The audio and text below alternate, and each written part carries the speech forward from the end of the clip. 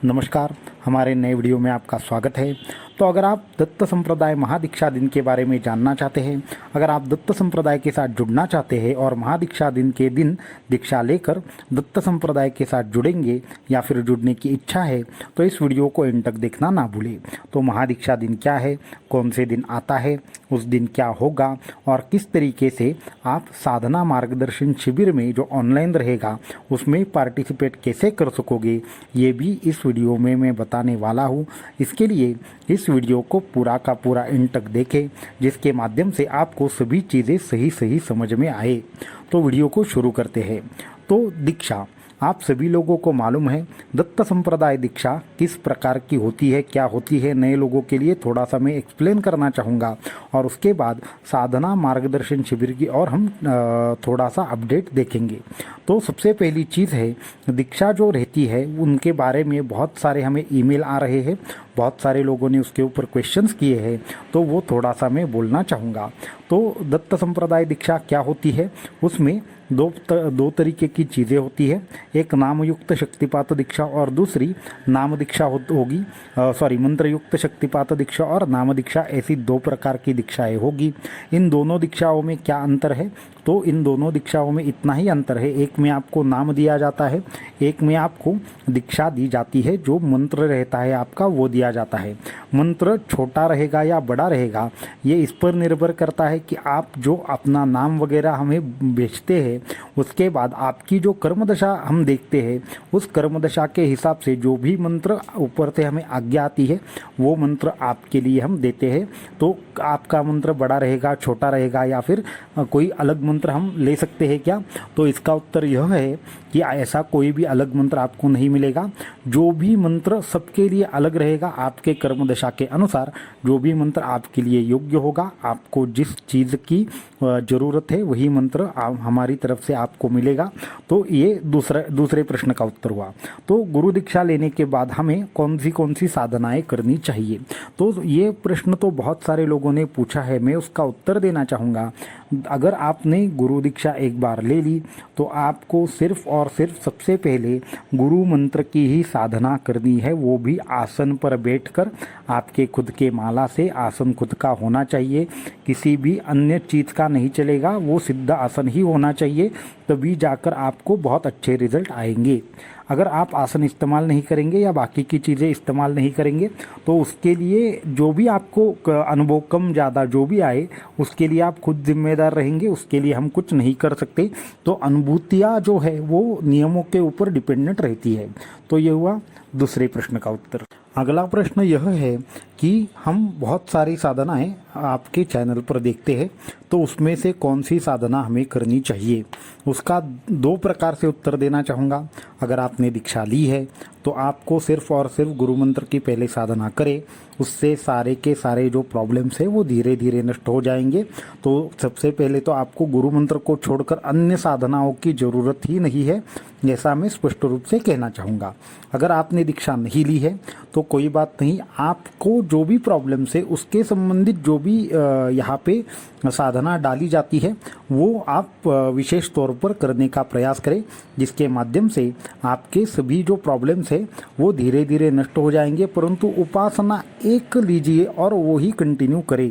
अगर हम कभी घोरकष्टोद्धरण स्तोत्र का वीडियो डालते हैं तो आप घोरकष्टोद्धरण स्तोत्र का करने लगते हैं, कभी दत्तमाला मंत्र का डाला दत्तमाला मंत्र का करने लगते हैं। ऐसी बार बार उपासनाएं नहीं बदलनी है। अगर मैं मंत्रों की बात करूं तो करोड़ों मंत्र इस दुनिया में मौजूद है, हम लाखों मंत्रों के बारे में इसके पहले और इसके बाद में भी बताने वाले हैं। तो क्या हर मंत्र आप करोगे, आपको आवश्यकता नहीं है। सिर्फ आपका जो प्रॉब्लम है उसके ही स्पेसिफिक आप चीज़ें करें, जिसके माध्यम से आपको जो भी प्रॉब्लम है वो नष्ट हो जाए। तो हर वक्त उपासना बदलने की आवश्यकता नहीं है और आपको गुरु मंत्र से ज़्यादा प्रखर मंत्र कोई भी नहीं मिलेगा। और आप सभी को जो मंत्र दिए गए हैं वो आपके कर्म दशा के अनुसार दिए हैं, तो आपको बार बार उपासना नहीं बदलनी है, सिर्फ एक ही उपासना पर निर्भर रहे। अगला प्रश्न है कि हम मार्गदर्शन चाहते हैं साधना के ऊपर और वो गुरुजी से कैसे प्राप्त होगा। तो मैं एक थोड़ा सा आपको यहाँ पे मार्गदर्शन करना चाहूँगा, ठीक से ये थोड़ा सा चीज़ें सुनिए कि जो भी आपके प्रश्न हैं वो आध्यात्मिक हो या फिर बाकी की चीज़ें हो, तो सबसे पहले सभी साधकों को ये जो शक्तिपात मिला है, ये जो मंत्र मिला है, ये जो साधना मिली है, उस साधना ही आपको अंतस्थ मार्गदर्शन करती है। हमारा ऐसा मार्ग नहीं है कि आपको हर वक्त हमसे पूछना होगा। साधना ही आपको गाइड करेगी, साधना ही आपको आने वाले सभी प्रश्नों के उत्तर देगी, साधना ही आपको पूर्ण तरीके से परिपूर्ण बनाएगी। उस साधना को परिपूर्ण बनाने के लिए आपको हमारी आवश्यकता नहीं है। हमने दीक्षा दी, हमने आपको मार्गदर्शन किया, उसके बाद आप हर रोज़ कम से कम 11 माला साधना करें। 11 माला आप जैसे ही गुरु मंत्र की करेंगे वैसे वैसे आपकी जो क्रियाएं होती जाएंगी, तो वो सारी चीज़ें आपको खुद ब खुद गाइड करेगी। उसमें बाकी के गाइडेंस की कोई भी आवश्यकता नहीं है। ये हुई एक बात।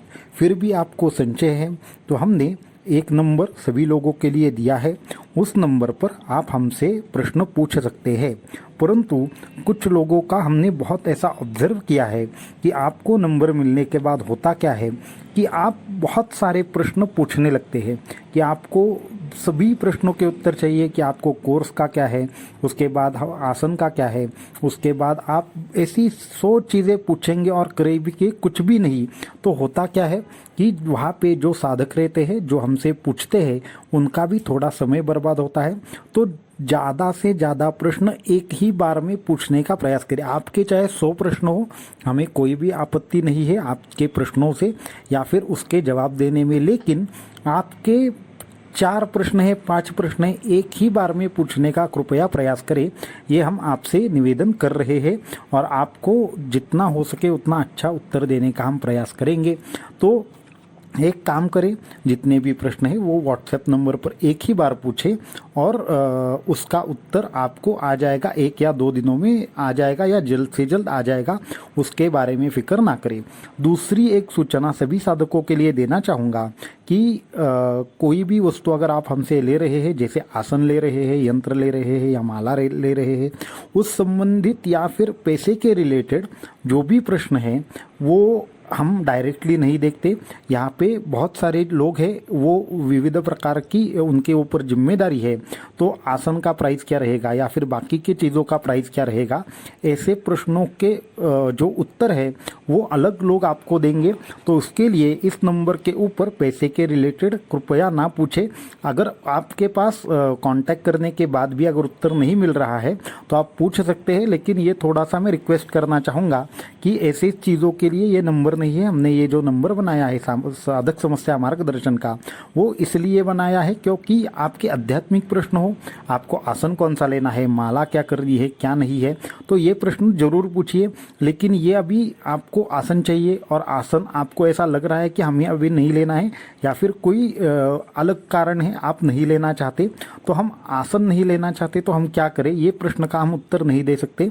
क्योंकि क्या है कि हम आपको उपाय बताएंगे, वो करना है या नहीं करना है ये आपका डिसीजन है। इसमें हमारा कोई भी हस्तक्षेप या ज़बरदस्ती नहीं है, कभी भी किसी को हमने ज़बरदस्ती इसमें नहीं की है।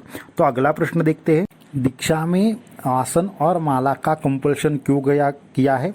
ये अगर हमारे पास नहीं है तो क्या हम दीक्षा ले सकते हैं या नहीं ले सकते? देखिए, इसमें 2 स्पष्ट उत्तर है। अगर आपके पास आसन और माला नहीं है तो इसमें आपका ही अहित होगा। कैसे? तो ये सब जो चीज़ है, हमारा जो अध्यात्म है वो पूरा का पूरा साइंस के ऊपर चलता है। आप ऐसा प्रश्न हमें पूछ रहे हैं, मानो कि हमारे हाथ में सेफ्टी ग्लोव्स नहीं है, हमारे पास कोई सेफ्टी इक्विपमेंट नहीं है और हम 230 वोल्ट को हाथ लगाएंगे तो इसमें हमारा नुकसान होगा या आपका नुकसान होगा? तो इस तरीके का एक प्रश्न हुआ। अगर आपको इलेक्ट्रिसिटी का कार्य करना है तो आपको हाथ में सेफ्टी ग्लोव्स पहनना अनिवार्य है, नहीं तो क्या होगा, आपका ही नुकसान होगा, शायद आपको बहुत ज़्यादा तौर पर हानि हो सके। वैसे ही ये मार्ग है, इस मार्ग पर चलते हुए आपका यानी कि किसी भी साधक का कल्याण हो, उसके प्रॉब्लम है वो सॉल्व हो, ये हमारा संकल्प रहता है, यही हमारा उनको आशीर्वाद रहता है। तो अगर आप इस मार्ग में आगे बढ़ रहे हैं, आपके शरीर में कुंडलिनी शक्ति जागृत हो रही है, आपको मंत्र दीक्षा चाहिए, तो इन सब चीज़ों के लिए खुद के शरीर को तैयार करना, आजू बाजू के चीज़ों से हमारा जो शरीर है वो विविध प्रकार से पंचभूतों से बना है। उसमें जब हम मंत्र साधना करते हैं तो एक अद्भुत शक्ति तैयार हो जाती है। बिना आसन के इस शक्ति को प्रवाहित करना मुमकिन नहीं है। इसलिए आसन का हमने एक स्टैंडर्ड बनाया है और ये हमने खुद से मन से भी नहीं बनाया, ये किन किन चीज़ों के आधार पर बनाया है। इसके लिए हमने साधना मंत्र सिद्धि सिद्धांत नाम से पुस्तिका लिखी है। वो पुस्तिका कृपया सभी लोग पढ़े, जिसके माध्यम से आपको ये पता चलेगा कि जो साधन की रिक्वायरमेंट है, जो साधना में आपको अनुभव आने के लिए ये साधन क्यों चाहिए, ये आसन क्यों चाहिए, ये माला क्यों चाहिए, वो आप पढ़े और खुद ब खुद डिसाइड करें कि इसकी ज़रूरत है या नहीं है। अगर आपको ऐसे लगता है कि इसकी ज़रूरत नहीं है तो ठीक है, आप नाम दीक्षा ले लें। अगर हमें पता है कि बिना आसन और माला के आपको अनुभव अच्छे नहीं आएंगे या फिर आएंगे फिर भी आपकी शक्ति का ह्रास होगा, तो हम उसमें कुछ नहीं कर सकते। और एक कॉमन प्रश्न है कि आपको हम कभी कभी बोलते हैं कि आपके पास आसन है तो उसका फोटो डालिए। तो ये क्यों बोला जाता है? क्योंकि शास्त्रों में निषिद्ध आसन भी बताए हैं और सिद्ध आसन भी बताए हैं। ये जो सारी चीज़ें हैं वो ज्ञानेश्वरी जैसे ग्रंथ से हमने ली है। दूसरी एक चीज़ है वो है गुरु चरित्र जैसे ग्रंथों से ली है और तंत्र मार्ग के कुछ सिद्ध ग्रंथों के माध्यम से ही हमने ये सारी की सारी चीज़ें डिसाइड की है कि कौन सा आसन कैसा होना चाहिए। शास्त्र बताते हैं वही आपको बता रहे हैं, मन से कुछ भी बता नहीं रहे हैं। तो अगर उस शास्त्र शुद्ध चीज़ें आप इस्तेमाल करोगे तो आपको आने वाला अनुभव 100% अच्छा रहेगा। ये हमारे मन में पूर्ण तरीके से विश्वास है, इसलिए हम आपको आसन का कंपल्शन करते हैं। अगर आसन नहीं लेना है तो कोई भी बात नहीं है, आप नाम दीक्षा ले लीजिए, आपके ऊपर भगवान दत्तात्रेय की कृपा जरूर बनी रहेगी। परंतु आपको मंत्र देकर आपके पास बिना सामग्री के अगर आप साधना करोगे और आपका कहीं जाकर अहित हो गया तो उसकी जिम्मेदारी हमारे ऊपर आती है। इसलिए मैं बहुत सारे साधकों को ये कंपलसरी करता हूँ कि आपके पास आसन होना चाहिए। इसके ऊपर भी आपकी जो मर्जी है वो है, इसमें कोई भी किसी भी प्रकार की ज़बरदस्ती नहीं है। ये हुआ एक प्रश्न। अभी ये महत्वपूर्ण प्रश्न यहाँ पे समाप्त होते हैं। आपके भी अगर कुछ और प्रश्न है तो आप हमसे पूछ सकते हैं। अभी महादीक्षा दिन के बारे में मैं थोड़ा विस्तार से बताना चाहूँगा। तो जो आने वाली गुरु पूर्णिमा है उस दिन महादीक्षा दिन है, दत्त संप्रदाय महादीक्षा दिन उसे हमने नाम दिया है, या फिर हर वर्ष उस दिन विशेष दीक्षा दी जाती है। विशेष का मतलब कोई भी अलग दीक्षा नहीं रहती, लेकिन उस दिन क्या होता है, उस दिन दो चीज़ें होगी। सबसे पहली चीज़ होगी आपको दीक्षा दी जाएगी और उस दिन जो भी लोग पहले भी दीक्षा ले चुके हैं और अभी लेने वाले हैं, लेने की इच्छा है, उन सभी लोगों ने अपना आसन लेकर बैठना है। उस दिन आपको दीक्षा दी जाएगी और दीक्षा के बाद तुरंत ही तकरीबन 1 घंटे का हम लाइव सेशन लेने वाले हैं। अभी लाइव का मतलब यह है कि हमारे यहाँ से कैमरा काम नहीं कर रहा है, मैं एकदम स्पष्ट रूप से कहना चाहूँगा। तो लाइव का मतलब कुछ लोगों को लगेगा शायद कि हम लाइव आने वाले हैं, तो ऐसा नहीं है। तो हमारा कैमरा काम नहीं कर रहा है, तो हम वहाँ से बोलने की व्यवस्था, हमारे एक यहाँ पे जो हमारे साथ रहते हैं वो बोलने की व्यवस्था करने वाले हैं। आगे चल के वो चैनल पे वगैरह कैसे चला जाएगा, क्या चला जाएगा, ये हमें मालूम नहीं है। तो आपको वो लाइव सेशन मिलने वाला है। वहाँ पे हम साधना मार्गदर्शन शिविर भी लेने वाले हैं 1 घंटे का। आपको दीक्षा मिलेगी। दीक्षा का कार्य होने के बाद तकरीबन मेरे ख्याल से 8 से 9 के बीच में या फिर 7:30 या 8 बजे तक कार्यक्रम शुरू हो जाएगा। तो 8 से 9 के बीच में हमारा एक साधना मार्गदर्शन शिविर है, वो भी हमने प्लान किया है। उसमें क्या क्या रहेगा, तो उस शिविर में सबसे पहले आपको साधना के बारे में पूर्ण तरीके से गाइड किया जाएगा। जो बहुत लोगों का कहना है कि हमने दीक्षा तो ली है परंतु साधना कैसे करनी है, क्या करनी है, तो वो 1 घंटे का आपके सभी के लिए वो लाइव मार्गदर्शन होगा। उसमें आप जो क्वेश्चन पूछेंगे उसके कमेंट बॉक्स में आपको आंसर भी मिल जाएंगे और आपको बहुत ज़्यादा मार्गदर्शन मिले, वो ऐसा अच्छा शिविर होने वाला है। वो पूर्ण तरीके से निःशुल्क है। आपको लाइव कनेक्ट होना है, उसका डिक्लेरेशन बहुत ही जल्द किया जाएगा। गुरु पूर्णिमा के दिन 1 घंटे का आपको लाइव शिविर मिलने वाला है। उसमें सभी प्रकार के लोग सम्मिलित हो सकते हैं। तंत्र मार्ग क्या है, वो कैसे कार्य करता है, क्या कार्य करता है, उसके साथ में ही आपको साधना में आगे कैसे बढ़ना है और किस तरीके से आपको साधना करनी चाहिए जिसके वजह से आपको ज़्यादा से ज़्यादा आपकी साधना सिद्ध हो, आपके सभी प्रश्न नष्ट हो और आपको भगवान दत्तात्रेय की कृपा प्राप्त हो। इस तरीके से समग्र प्रकार का जो भी आपको प्रॉब्लम है या फिर आपको जो भी साधना में अड़चने आती है उन सभी के ऊपर आपको मार्गदर्शन किया जाएगा। उसके लिए भी अगर कुछ क्वेश्चन है तो आप हमें ईमेल के द्वारा अभी से पूछना शुरू कीजिए। उस दिन हम सारे प्रश्नों के उत्तर देने वाले हैं। तो ये हुआ 1 घंटे का लाइव शिविर के बारे में भी आपको बताया। अब जो लोग दीक्षा लेना चाहते हैं उन लोगों को अभी फॉर्म भरना होगा। तो ये वीडियो के डिस्क्रिप्शन में फॉर्म का लिंक है, उस फॉर्म के लिंक के साथ जाइए, वहाँ पे फॉर्म भर दीजिए। फॉर्म में आपका नाम आएगा, नंबर आएगा, तो उस नंबर के द्वारा हम आपसे संपर्क करेंगे। हम मतलब हम नहीं, खुद नहीं करेंगे, वहाँ पे जो भी व्यवस्थापक हैं वो आपसे संपर्क करेंगे और वो जो संपर्क करेंगे वो आपसे सारी चीज़ें पूछेंगे। आप क्या किस प्रकार की दीक्षा लेना चाहते हैं, आपके पास आसन है या नहीं, अगर लेना चाहते हैं तो आप कैसे ले सकते हैं, खुद व्यवस्था करेंगे तो आप वैसा बोल दीजिए। तो ये सारी चीज़ें आपको वहाँ से कम्युनिकेट की जाएगी और वो सारी की सारी चीज़ें अगर एक बार हो निश्चित तौर पे हो गई तो आपको क्या हो जाएगा, आपको दीक्षा का जो बाकी का मंत्र वगैरह है वो ईमेल के माध्यम से मिल जाएगा। और एक विशेष बात है, मैं आपको सभी लोगों के साथ शेयर करना चाहूँगा कि जो भी लोग गुरु पूर्णिमा के दिन दीक्षा ले रहे हैं उन सभी लोगों को, जो चाहे पूर्व साधक हो या उस दिन नए दीक्षित लोग हो जो नए दीक्षा लेना चाहते हैं, उन सभी लोगों को एक बात विशेष तौर पर मैं बोलना चाहूँगा कि उस दिन आप 1 घंटे तक कम से कम साधना के लिए समय निकालें। सुबह 6 बजे से 7 बजे तक का समय आपको निकालना है। साधक की दीक्षा 6:30 बजे ही होगी, जो अभी तक क्रम चलता आ रहा है वो नहीं बदलेगा, परंतु दीक्षा से पहले आपको 6 बजे ही साधना में बैठना है।